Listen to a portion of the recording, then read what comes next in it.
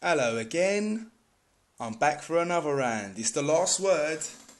What have I got for you this week? Well, it's alright in Manchester. City and United both back to winning ways. Say back to winning ways. City won last week as well. More problems in North London. Tottenham and Arsenal still can't win.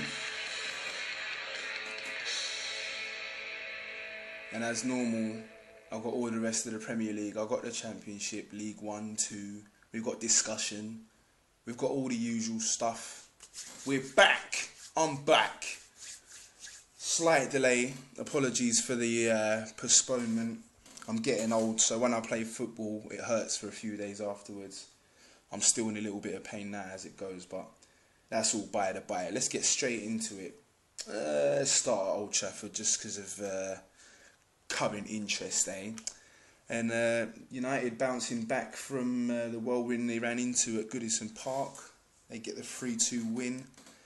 And, yeah.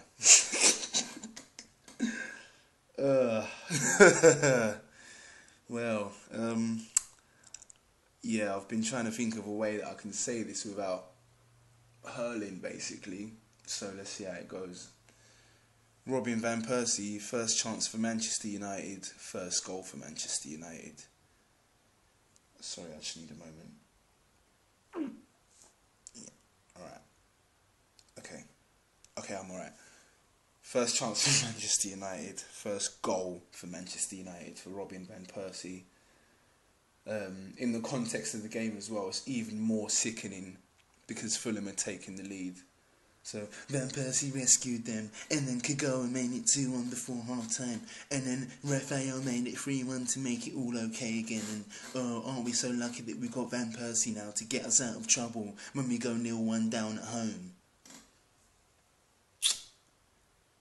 The only black spot for United, which we'll be touching on as part of the discussions later, was the injury to Wayne Rooney.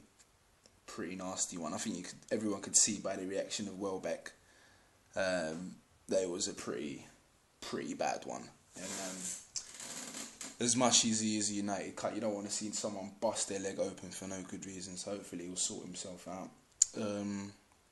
But yeah, I don't really want to talk about that game too much because it hurts. They won.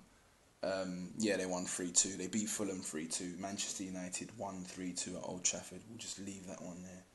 For fuck's sake. Moving on, tying in neatly with United's first loss last week, and it's Everton, and no let up in their storm. Everyone talks about, and it's not even everyone talks about, it's just they normally start seasons so badly, but I suppose you get Villa away, it's kind of like taking an ice cream out of a young child's hand, really. You know, you just take the ice cream, you lift it above your head, and that's it. Like, it's some little mug trying to reach up and grab it, and he's just nowhere near, waving his arms, crying for his mum. And you're like, your mum's not here, she's in prison. No, she's not in prison. Anyway, Villa. Real problems there. I mean, I thought they were turning the corner when they appointed Lambert. I thought that, and I still think that's a good appointment. And I hope he's given time. Because as I said last week, I don't think it's his problem. I think it's the players there. Who did I mention last week? It was Stephen Ireland and Kieran Clark, wasn't it? Oh, and who gets sent off for Aston Villa the week after? Kieran Clark. I'm telling you, a lot of those players there at Villa aren't good enough. I'm sure Paul Lambert knows that. I don't know how much business they're going to be able to do in the, day or two before the window shuts. Plus, I don't know who's any good that would actually want to go to Villa, so it seems as though they're going to have another difficult season, basically. I mean, they were 3-0 down before anyone could even do anything, pretty much. There's not much you can do about that worldie from Pienaar for the first goal, but Shay Given, I mean, top quality keeper in his day, and for that second, mate, drawing board, got to go to, because that wasn't good enough. Especially for a keeper of Shay Given's calibre. He doesn't need anyone to tell him, I'm sure. That much I'm sure of. He doesn't need anyone to tell him about that goal. So he ain't going to go into it in too much detail.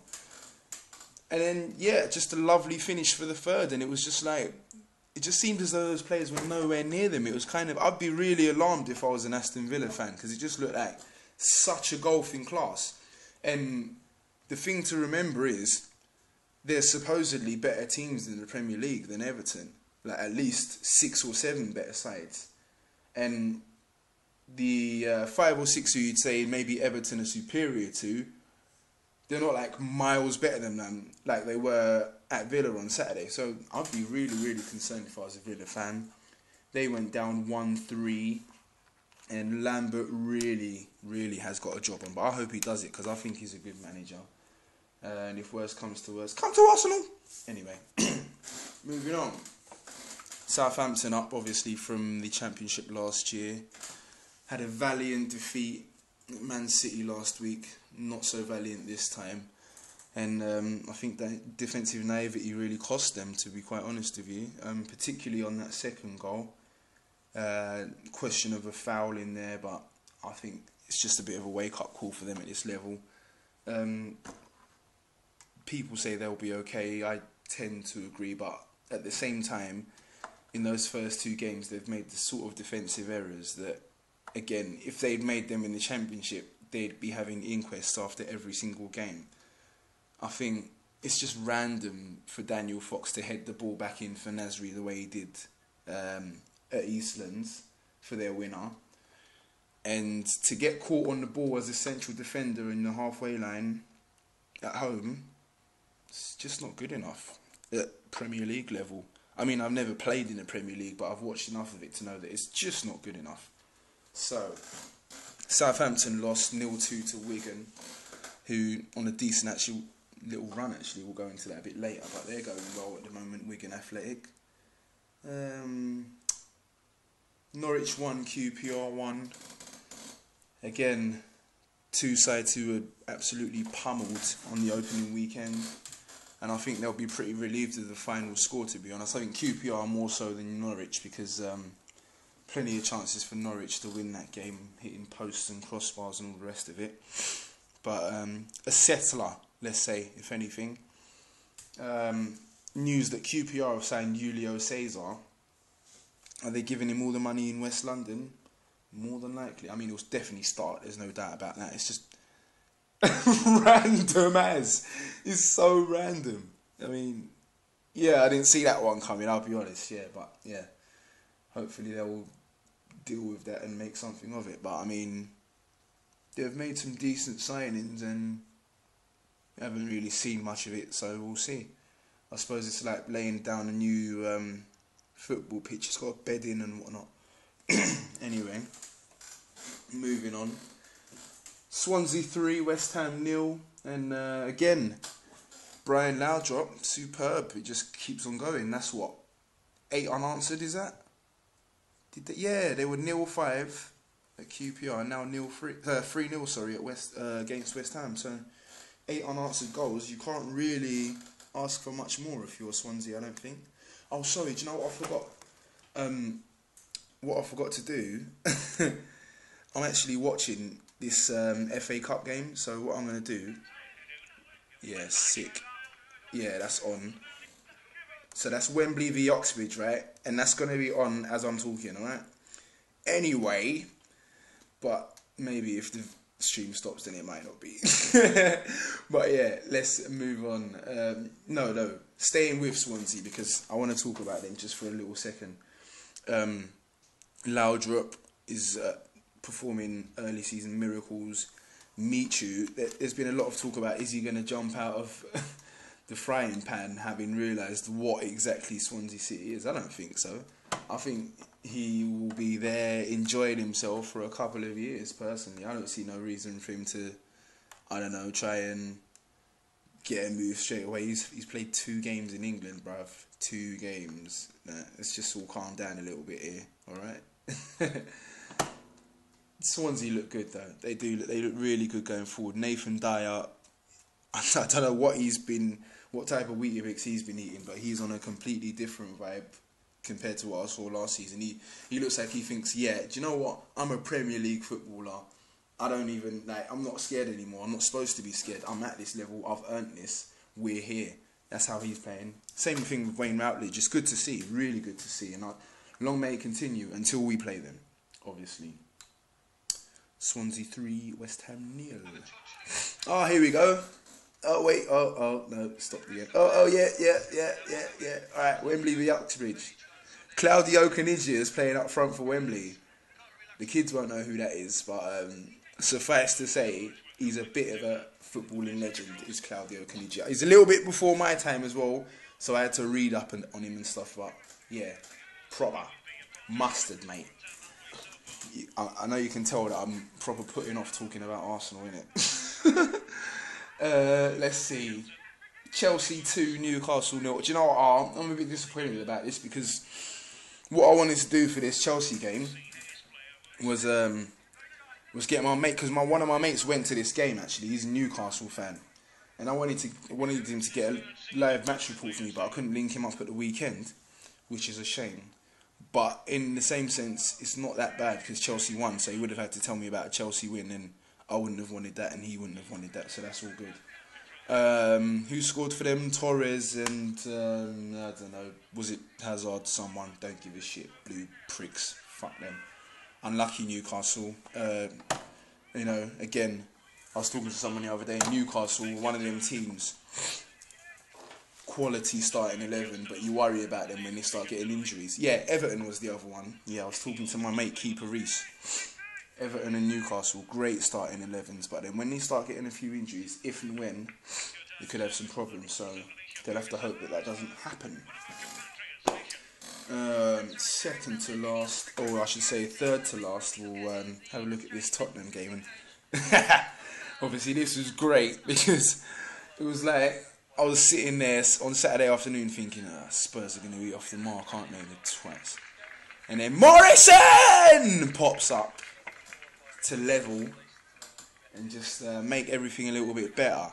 I think Spurs threw that one away a little bit, but at the same time, when Lukaku came on, he again looked like he was saying to himself, you know what, I belong in this whole Premier League thing. Let me just come on and put a couple man on weights, get a few left foot strikes away and just see where this is going. So I wish him the best. I hope he carries on with it, and because we all want to see the best footballers playing the best football.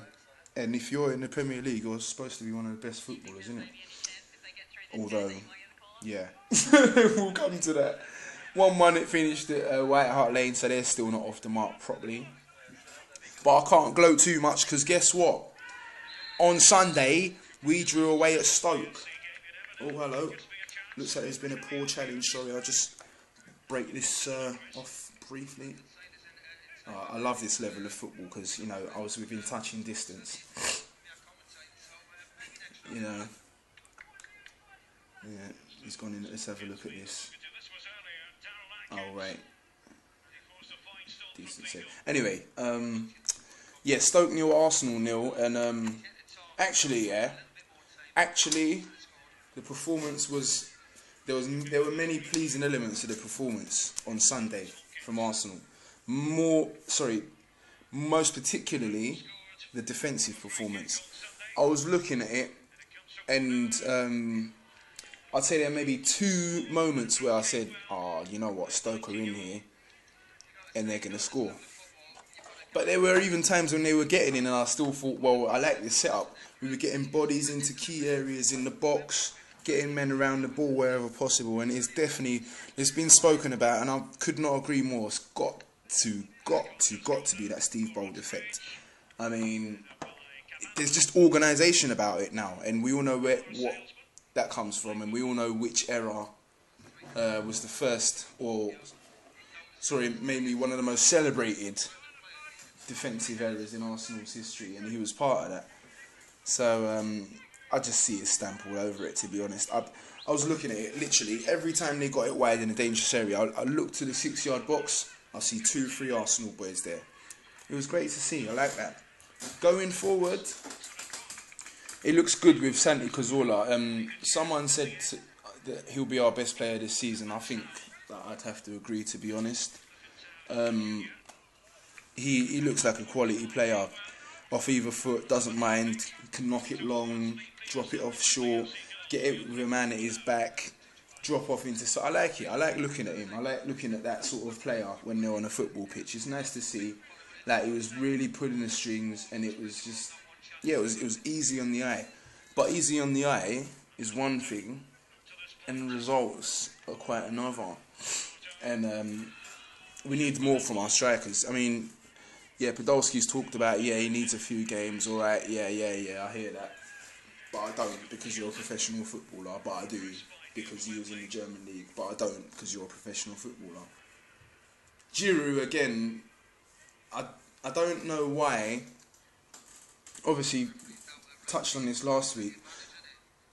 If you're going to put in the sort of performance that you put in at Stoke, then why would you come talking about, oh, well, it took Van Persie 7 years to settle in, trying to have a bit of banter? No, listen, get your head down, get yourself established, and then everything just rolls off naturally. All that banter that you want now, comes out naturally. It's all natural. Someone will come up to you and say it. Someone will say, oh, I'll tell you what, you've settled in way quicker than Van Persie, mate. Keep going, and then pat you on the back. That's what you want to do, not run your mouth. And then when you get in, try and chip the keeper with some dead drive that's never going to lob anyone. When Aaron Ramsey, who admittedly is quite crap as well, is screaming for it in the middle. You've got to give it. You've got to give that pass. Failing that, you've got to score a goal yourself earlier when the ball comes straight to you in the penalty area. But whatever. Finish 0-0 there. Twats, useless, wankers. And yeah, that wasn't very. I mean, as I say, it was pleasing from a defensive perspective, but man, we're Arsenal. It's supposed to be Arsenal Football Club. Whatever. Obviously, the big game of that Sunday was the game at Anfield, which finished 2-2. And I mean, I say Arsenal were bad. Liverpool proper shot themselves in the foot. Why do they do it to themselves? Why do they just make themselves lollipop every single time? I don't understand this. What's the concept? What's the thinking behind it? Like, you know, you go 1-0 up, you get a great goal with Skirtle, we almost burst the net. Then City just have to toss a ball into your penalty area, and everyone turns to water, and it starts bouncing off them and all this. Until Yaya's like, oh, really? None of you are clearing it? Okay, bang, 1-1. Then you go back in front with a worldie from Suarez. And I love it because everyone does the analysis on the TV and everyone's trying to look for things. And then in the end, everyone's just got to concede that, nah, it's just actually too good. And it actually was just too good. So you go 2-1 back up. So by this time, Liverpool have scored 2 quality goals and let in 1 poor goal. So then Skirtle decides, well, do you know what, lads? I don't really know what's going on here, so what I'm going to do is just pass it to Tevez and resume normal service if I can, lads. Is that alright? 2-2. At least let teams work for it. At least make teams, I don't know, break you down or something. Don't just give them everything. Right,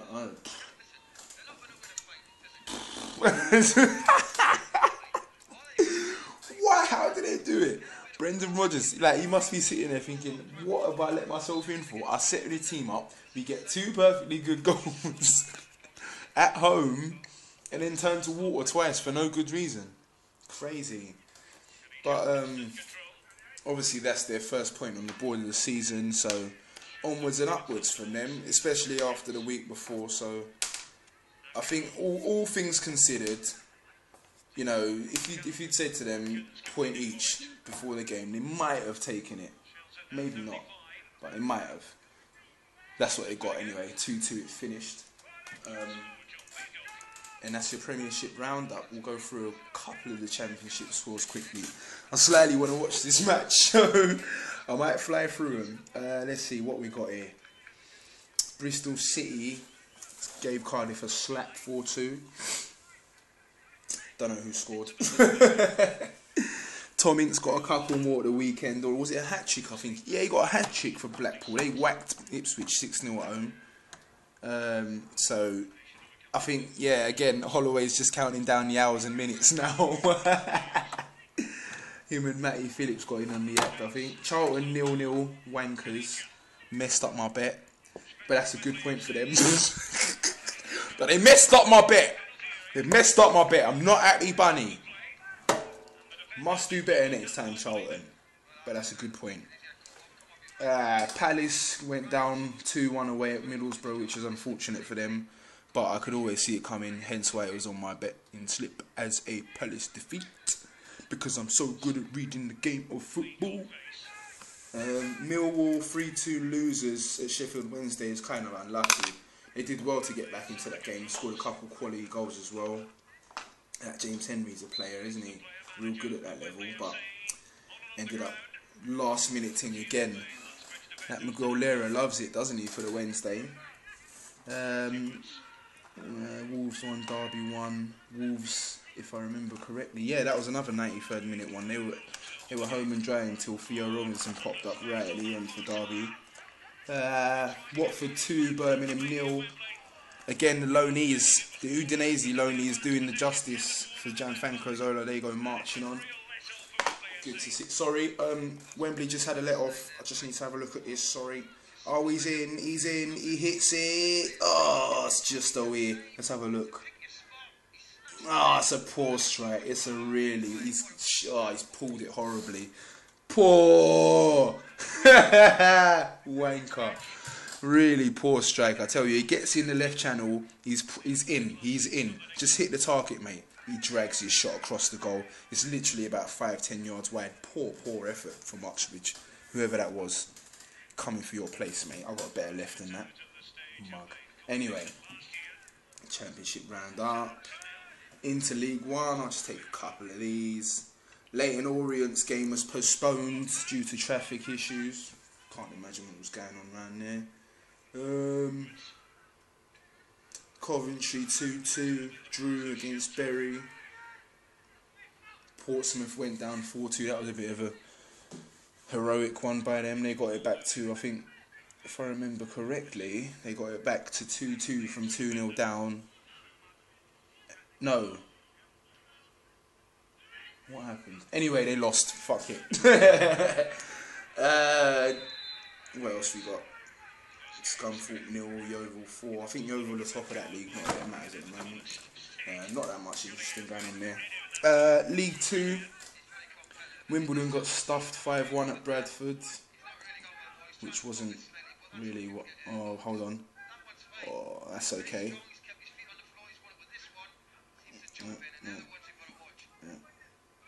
Anyway. This is just another poor tackle in that match. You know what non-league football's like. Anyway. Wimbledon went down 5-1 at Bradford. They can't defend for some reason. Let's see what else we got here. Any London results? Where's Gillingham? Yeah, Gillingham. Oh wait, yeah, Dagenham and Redbridge lost to Gillingham, so that was a bit of a surrounding counties derby. Again, don't know who scored. Southend drew 3 all away at Northampton. Good for them. Fleetwood, yes! First league victory ever. It was Dean Howell with the strike. Away at Burton Albion. They get the 0-1 win. Congratulations to Fleetwood Town FC. Northern Arsenal. Hopefully you don't have strikers like Giroud. Oh, God. So that's your league roundup. Just going to go through these discussion topics quickly.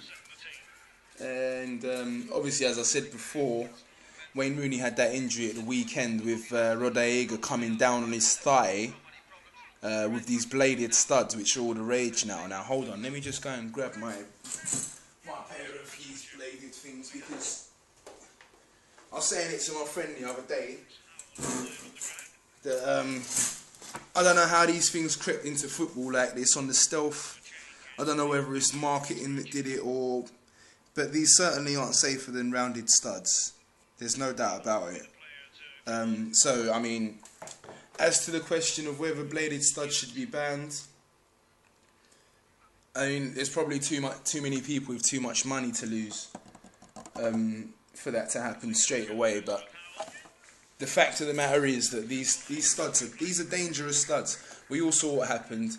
Rodallega comes down from a wet. Fair enough, you can argue that there's a possibility that that might have occurred with rounded studs. I don't really subscribe to that, especially given the layout of the studs on these boots. If you own a pair of these Nike boots, I don't know if you do, you'll notice that the bladed ones, they have 5 blades at the top, so that 5 blades at the where your toes are. Then they have another 5 blades around the balls of your feet, and then finally another 4 blades on your heel. So that's a total of 14 studs per boot. Normally, if you have or boots, I should say, that I used to buy when I was a kid, 6 studs per boot. So as far as I'm concerned, I'm just looking at it as a question of numbers. You got 6 chances to bust someone's leg open versus 14 chances to bust someone's leg open. And when you consider the shape of the studs as well, you can argue that yes, they're rubber. This is a very tough sort of rubber. See, flicking that just now hurt my nail. This is a very tough sort of rubber. Moving at the sort of pace that Premier League footballers move at will give you the results that we all saw on Saturday in Rooney's leg.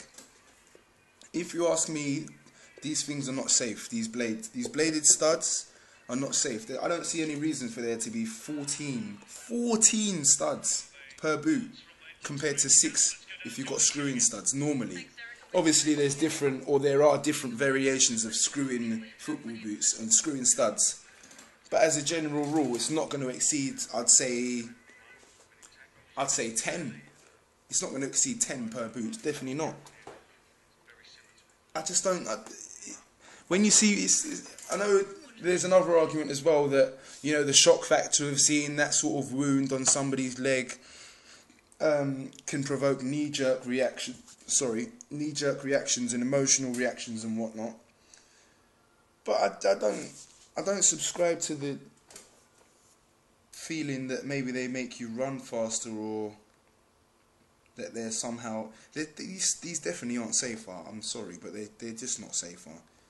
They aren't. They're tough. They're tough rubber, as we've seen, going at pace, especially the way that they're shaped as well, with this thin sort of blade, like this was why they're called bladed studs, with this sort of thin thing going on. You know, it's not a good recipe, and we saw it on Saturday. If it was up to me, I'd probably be looking to outlaw them at professional level. Obviously that would have ramifications for, you know, suppliers of material and whatnot for these footballers, but they've got to work it out. These are companies big enough to sort of address that issue, as it were. Fair enough, that sort of injury that happens to Rooney is undoubtedly a freak injury. There's no question. Undoubtedly a freak injury, but it's not something we want to see, and it's not something that I think we need to see in football. It's just not, it doesn't look good, it's not good for the game. Now he's out for 2 months with the sort of injury where, you know, he's going to be a month in plaster and he literally can't move. You can't do anything that I'm aware of to sort of train while you've got that sort of a wound in your leg. So he's going to be out for that period of time due to this freak injury, and it just seems so unnecessary, if I'm honest. As I say, if it was up to me, I would have these bladed studs outlawed. I just think, or if not outlawed, at least look into this thing about having 14 studs on each boot, because I don't know what the vapors are like, but with these CTRs, there's 14 studs per boot. 14. Why? Just on the top half of my foot alone, I've got 10 studs, and that's the most. Obviously, that's the part of the foot that you're going to be catching people with more often than not. 10 studs in that area.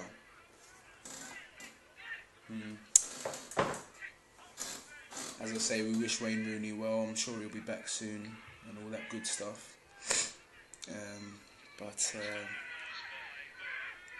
Really, really shocking injury to see, and When I saw Welbeck's reaction, it reminded me of when I was at Brimsdown and our keeper snapped his leg, which was, as you can imagine, not particularly attractive. And it was just, it was just shocking. It's just not what you want to see. So, as much as it's a freak injury that's occurred to Wayne Rooney, I think that this thing should be looked at about bladed studs, and if not outlawed, then some revision of these boots should occur, because I don't see why there needs to be 10 studs at the top half of my foot.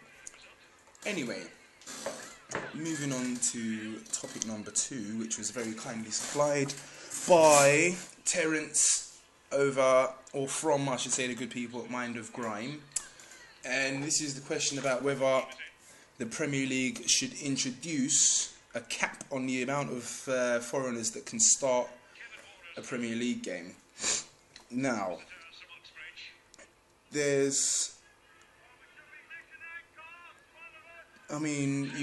could say that it's a sort of thing that can't be done because there'd be too many difficult questions to answer.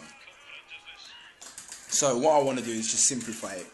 I think it's a simple question of, do you want to have the best league in the world, or do you want to have the best national team in the world? And if you want to have the best league in the world, then you can't have a cap on foreign players. But if you want to have the best national team in the world, then you probably have to have a cap on the amount of foreign players that feature for you. I'm obviously looking at this as a sort of football watcher with no real desire to see England be the best international team in the world, although I don't want them to be shit. So from my point of view, I don't think that there should be a cap, because that would seriously, in my opinion, reduce the quality level in the Premier League. Because it's one thing putting a cap on and saying, alright, now we've got more English players in there, but it goes deeper than just putting English players into the Premier League. The sort of coaching, and this isn't really conjecture as much as most of the things I say on this are, but this comes from talking to my friend who is, a qualified football coach, does it as and for a living. And, he's of the opinion that the way that players are coached in this country, certain fundamentals are instilled into them that will mean that they're at a lower quality than, let's say, for example, their European counterparts. You see, as we've just had a European Championships. Reason being, as I say, there's certain fundamentals, like the fundamental about wanting to win rather than wanting to play. You can't be teaching, kids getting into the game for the first time that we're playing to win. Football should be about expression first and foremost. You're trying to show what you can do with that football. And that's not addressed, or is not. It's only starting to be addressed now with our generation that has, been young, grown up, seen it happening, and thought, well, that's the wrong thing to do. So obviously, people like my mate who are coaching now are trying to bring that through to players, like getting them to actually get the ball down and play and whatnot. But people in England, and we here in England, are around 15 or 20 years behind maybe even the rest of the world in terms of doing that, or in terms of footballing superpowers, I should say.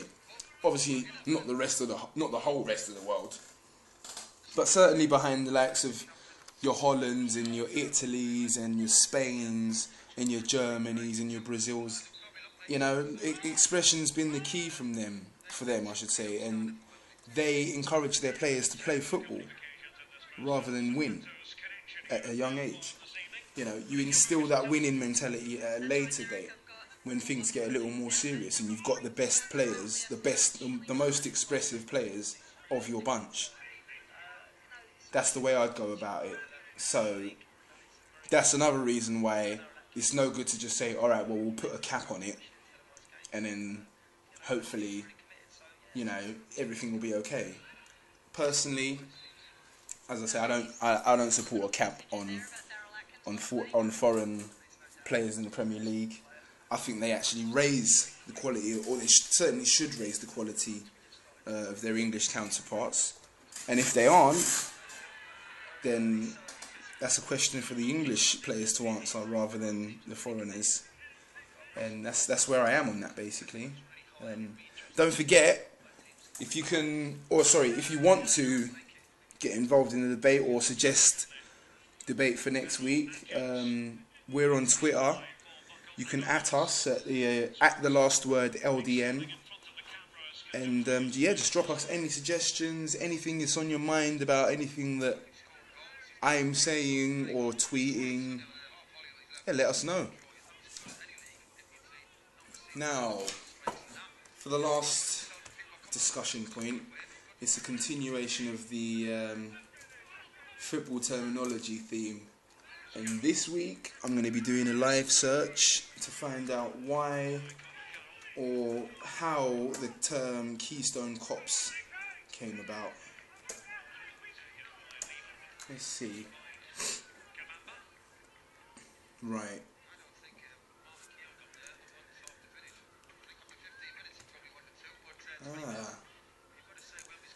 Right, okay, so apparently they actually really were.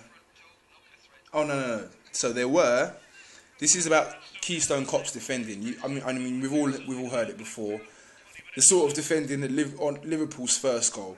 There would have been people out there describing it as Keystone Cops defending, in fact, both those goals you could describe as Keystone Cops defending. But why is it Keystone Cops defending? Who are these Keystone Cops? Well, apparently, the Keystone Cops were incompetent fictional policemen featured in silent film comedies in the early 20th century. The movies were produced by Max Sennett for his Keystone Film Company between 1912 and 1917. The idea came from Hank Mann, who also played Police Chief Teasel in the first film before being replaced by Ford Sterling. Their first film was Hoffmeyer's Legacy, but their popularity stemmed from the 1913 short The Bangville Police. Alright. So let's go to references. Oh wait, that's not really doing anything. Yeah, alright, so yeah, in popular culture. The term since come to be used to criticise any group for its mistakes, particularly if these mistakes come after a great deal of energy and activity, such as defending, oh yeah. Or if there was a lack of coordination among the members of the... Yeah, I get it now. Yeah. In sport, the term has come into common usage by television commentators, particularly in the UK and Ireland. The rugby commentator Liam Toland uses the term to describe a team's incompetent performance on the pitch. The phrase Keystone Cops defending has become a favourite catchphrase for describing a situation in an English football match where a defensive error or a series of defensive errors leads to a goal. So there it is! Hey! That's why Liverpool's defenders used to be in silent films. No, I'm joking. World of sport. Actually, there's one big bit of news that grabbed my eye straight away today, actually, and that was Andrew Strauss's decision to retire from all forms of professional cricket. What can you say about him? He leads the team to #1 in the world. You know, he wins the Ashes in Australia, was it? I think it might have been. No, it wasn't. It was here. It doesn't matter. He won the Ashes. He beat Australia. Probably one of the finest batsmen England's ever had. And there's not much you can't say about Andrew Strauss in terms of top level cricketing ability. You know, he's going to be a big miss for England. Great servant. I think Alistair Cook's taking over as captain, Test captain, and he'll have to see if he can emulate, really, because I believe that certainly in my lifetime there's never been a better England cricket team than the one Strauss was the captain of. So tough act, mate. Tough act to follow. But I certainly wish Andrew Strauss all the best. And I'm sure he'll be fine because top level sportsmen will be fine if they want to be fine. I think. Apparently Walcott's staying at Arsenal. Well, yeah, whatever, mate. Would be nice if I could just beat you up and then you can do what you want after that. Murray, through his first round match, I think it was straight sets against Alex Bogomolov. He'll play some guy called Dodig next. Let's have a look at this. I've never heard of anyone called Dodig in tennis or anywhere else for that matter. Yeah. Murray, straight sets victory against Alex Bogomolov, 2-4 and 1. Apparently that doesn't tell the full story, but yeah, he's through the first round anyway. And I'm definitely roaring him on all the way. I want to see him do really well now after that Olympic win. I think he can do well after that Olympic win, and he will do well after that Olympic win. Tottenham, apparently they're signing Dembele, lucky bastards. Everton beating Leyton Orient 2-0 live in the League Cup. Oh yeah, I was supposed to talk about the League Cup results, wasn't I? I watched the Wigan match. Wigan were away at Nottingham Forest. Forest started well, but basically, I think Wigan just scored 4 quality goals, basically. You know, simple as that. So, as soon as Stam lets that cross go for the first goal, I'm saying great cross. And then when I look at it, he's just got, he's literally put it on a plate for him, so that sets it up. Then Figueroa just says, oh yeah lads, don't forget about me, I can smack them in from 30 yards. Straight in the top corner. Then Jordi Gomez decides to take a silky touch with his left and slap one into the top corner of his right, 3-0. Then Simon Cox, after the break, says, well, lads, we're at home. How about us score a worldie to give our crowd a cheer? Bangs one in from 25 yards, top corner again. And then Wigan got Alcaraz sent off, so that was... even when he got sent off, I still knew they were home and dry, to be honest. I didn't see Forest getting 2 goals, let alone 3, to win the game. And as it turned out, one of the subs that kept, 2 of the subs I should say, that Ryo Miyachi, apparently he's our boy, he looked pretty good yesterday. I mean, it was Forest to be fair, but he came on, looked strong, held the ball up well, set up his mate Callum McManaman for a lovely 4th goal. He finished that really well, really good to see. So Wigan marching on, and off the top of my head, Palace lost. But then Swindon beat, who was it? Was it Stoke? Yeah, they beat them after extra time. You builders. Yeah. I guess the line-outs didn't work yesterday, did they? Twats.